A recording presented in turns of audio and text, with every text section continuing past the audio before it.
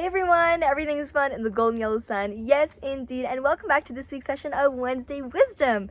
You may have noticed that this week's background is a little bit different, and I am so excited that I can bring these little wisdom nuggets and these topics to you from all parts of the world.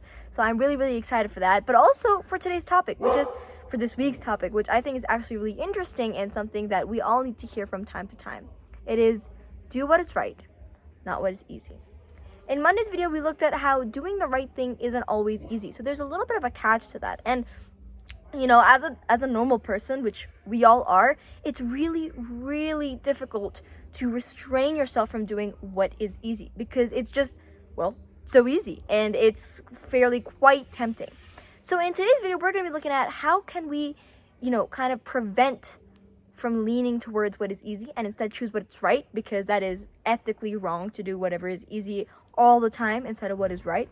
And secondly, we're also going to look at why it happens, which will further help us from understanding how we can prevent it.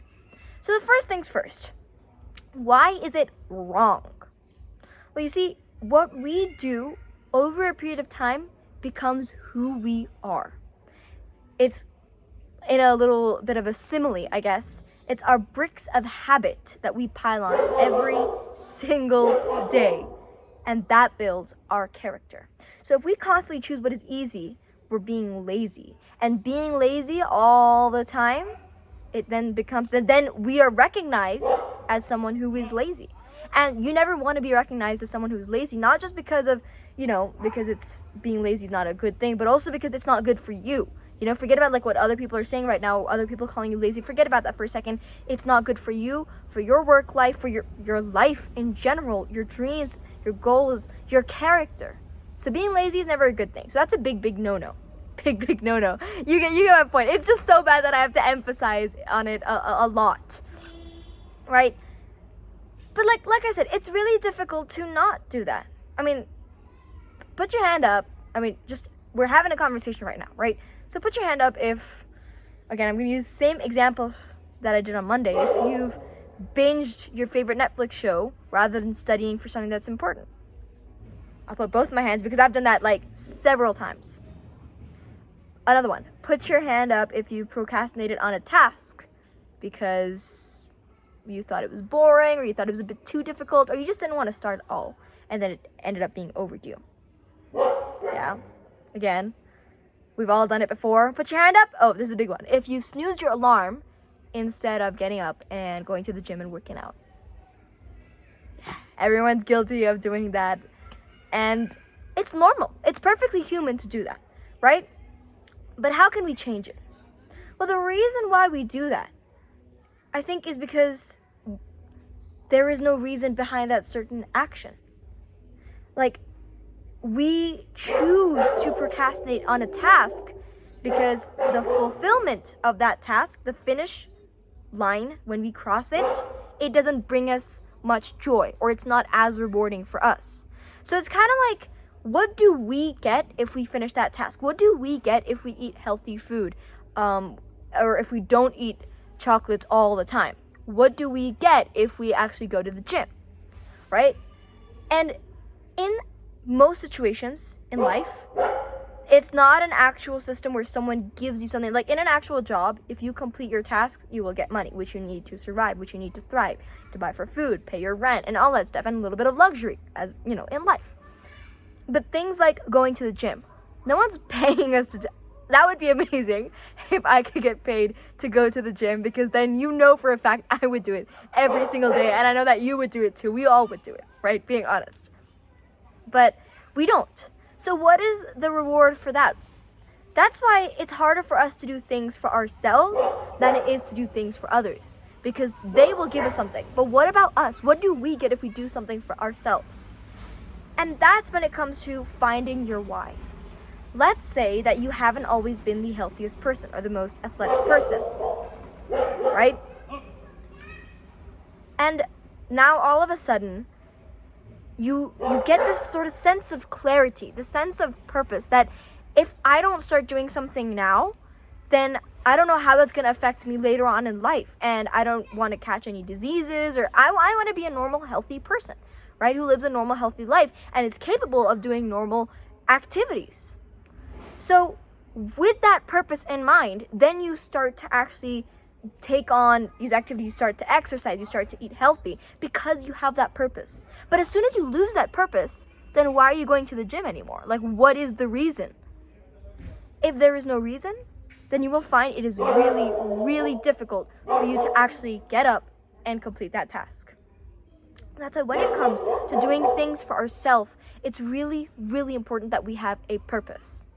Now, I'm not trying to make it sound like a task, but doing these Wednesday wisdoms, just saying, it takes around an hour for me to actually come up with the actual topic, write up the script, record it.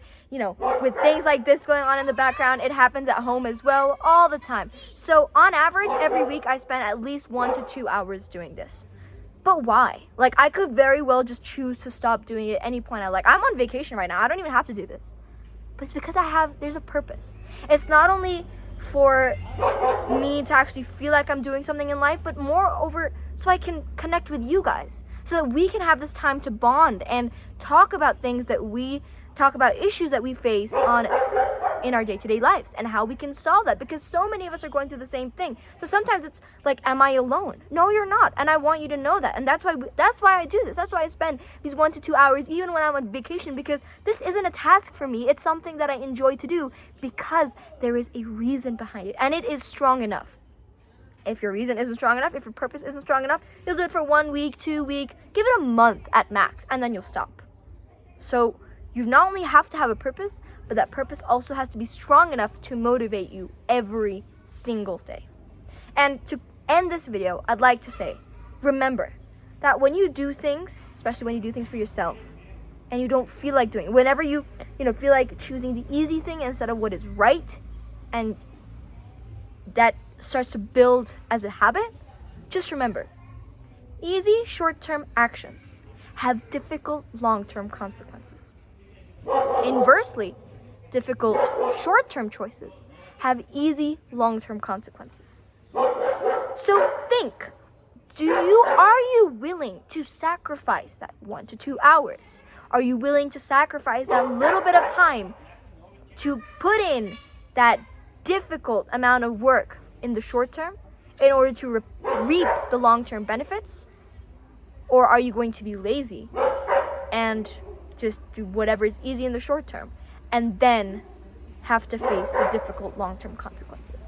It is a question that I want you to ask every single day as you wake up in the morning, before you go to sleep at night. If you are in the scenario where you put an alarm and you're going to the gym, before snoozing that alarm, just think of this quote. Ask yourself that question. Am I willing to put in that short-term sacrifice for that long-term benefit? If yes, then do not snooze that alarm. Don't you dare hit that button. Instead, you will get up, you will put your gym shorts on, you will get ready for, to work out, to be healthy, to do this for yourself, because you have a purpose and it is strong enough to get you out of bed and not hit that snooze button.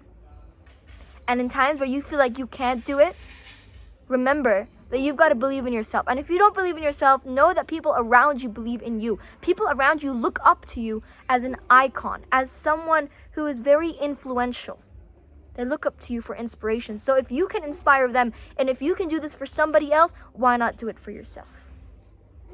That's what I want to tell you for this week. I really, really hope it helps you. I know for a fact that sometimes I have to tell this to myself every now and then. So in case you ever feel like your reason, your purpose is slipping, save this video, come back to it at any time you feel free, anytime you want to, and just feel free to get that little bit of wisdom. And I do hope that you share this with your friends, because this is really, really important. And it's something that everybody needs to hear, no matter how young or how old they are. I hope you enjoy this, and I will see you next week.